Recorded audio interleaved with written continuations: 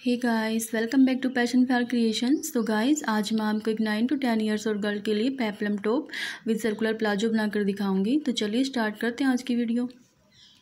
तो देखिए, इस तरह से मैंने फैब्रिक लिया हुआ है जिसकी लेंथ मुझे पेप्लम टॉप की 26 इंचज़ रखनी है और जो इसका टॉप पार्ट है उसकी लेंथ मैंने रखी है 11 इंचज़। तो देखिए, इस तरह से मैंने पहले टॉप पार्ट को कट कर लेना है।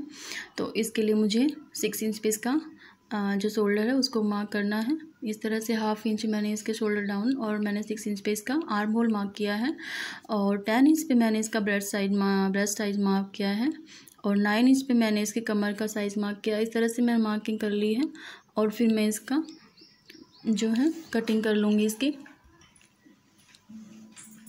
तो देखिए, मैंने इसकी कटिंग कर ली है इस तरह से।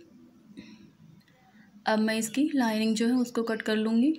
तो देखिए, इसकी लाइनिंग को भी मैंने इस तरह से इसको रख के ऊपर और इसको कट कर लेना है इसको। तो इस तरह से मेरे पास 4 पीस रेडी हो जाएंगे क्योंकि मैंने दोनों साइड लाइनिंग अटैच करनी है। तो देखिए, इस तरह से जो राइट साइड है उसको मैंने अंदर की तरफ रखना है और रॉन्ग साइड को मैंने ऊपर की तरफ रख के इसको इस तरह से अटैच कर लूँगी लाइनिंग को।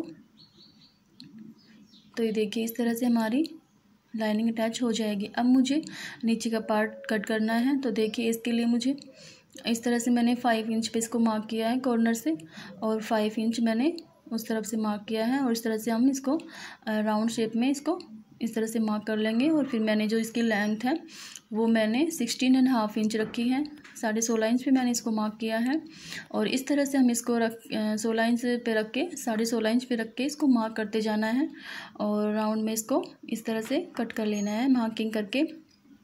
तो हमारे नीचे का जो पार्ट है वो भी कट हो जाएगा इस तरह से। जो टोटल लंबाई है वो इसकी 26 इंच मुझे रेडी करनी है क्योंकि जो पेप्लम टॉप होते हैं उसकी जो लंबाई है थोड़ी शॉर्ट अच्छी लगती है और इसके नीचे मुझे सर्कुलर प्लाजो बनाना है। तो उसके लिए मुझे इसकी लंबाई 26 इंच रखनी है। तो देखिए, इस तरह से मैं इसको कट कर लूँगी। इस तरह से कट करने के बाद मुझे इसको स्टिचिंग के लिए करना है रेडी।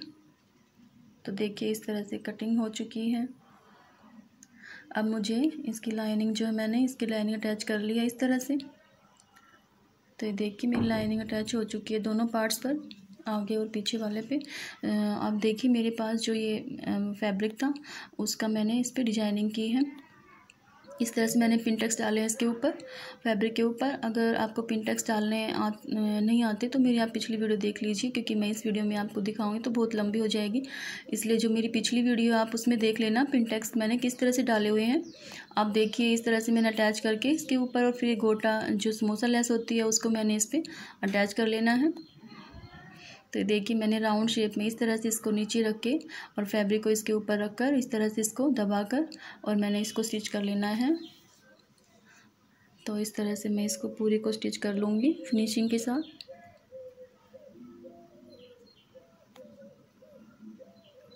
ये देखिए, मेरा पूरा ये अच्छे से अटैच हो जाएगा।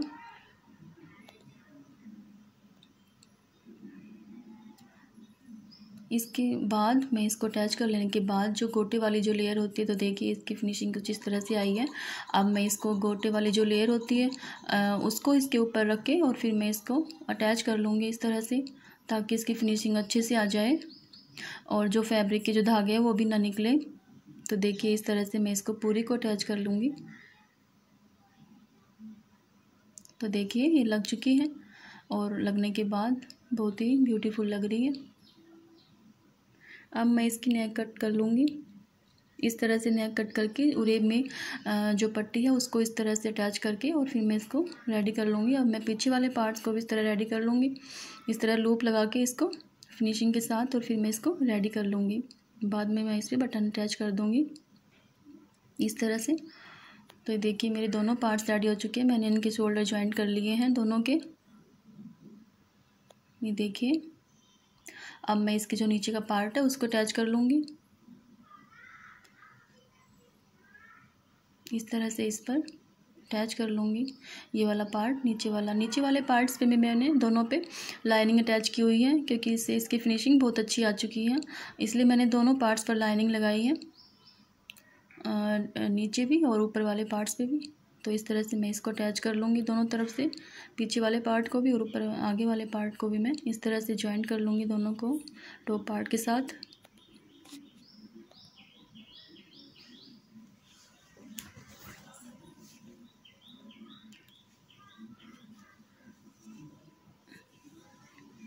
तो देखिए मैंने इसको अटैच कर लिया है इस तरह से।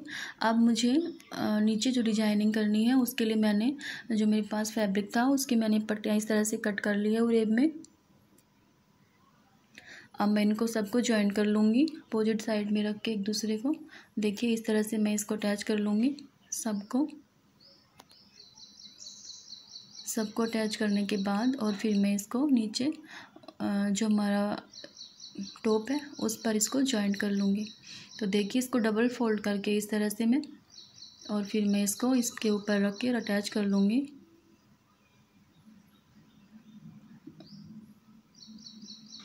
इस तरह से राउंड शेप में जिस तरह से मैंने इसकी कटिंग की हुई है अपने टॉप की, उसी तरह से रख कर इसको स्टिच कर लूँगी फिनिशिंग के साथ। तो देखिए मेरी कितनी अच्छी सी फिनिशिंग इसमें आई है, और ये पूरी मैंने इसको अटैच कर लिया है इसको। अब मैं इस पे जो हमारी गोटी वाली लेयर है उसको अटैच कर लूँगी इसके ऊपर, और उसके बाद मैं इसकी फिटिंग कर लूँगी जो हमारा टॉप पार्ट है पेप्लम टॉप, उसकी हम फिटिंग कर लेंगे बाद में। अब मैं इसकी स्लीव्स कट करूँगी। उसके लिए मैंने जो ऊपर का पार्ट है उसको मैंने 5 इंच रखा है, और नीचे का जो है उसको 9 इंच रखा है मैंने, और इस तरह से मैंने इसको 12 इंच रेडी रखना है। तो देखिए 2.5 इंच पर मैंने इसकी आर्म होल की शेप करके इसको कट कर लिया है, और अब मैं इसमें प्लेट्स डालूँगी हल्के हल्के। जो मैंने नीचे वाला पार्ट्स है वो थोड़ा एक्स्ट्रा इसलिए लिया क्योंकि इसमें थोड़ी प्लेट्स आएंगी, और इस तरह से फिर ये इसके साथ रेडी हो जाएगा। तो देखिए इस तरह से मैं इसको स्टिच करूँगी प्लेट्स के साथ। इस पे हल्के हल्के प्लेट्स डालने हैं हमें, ज़्यादा गहरे प्लेट्स नहीं डालने हैं।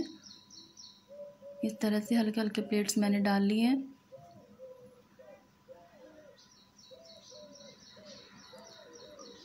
इस तरह मैं दोनों स्लीव्स रेडी कर लूँगी प्लेट्स डालकर।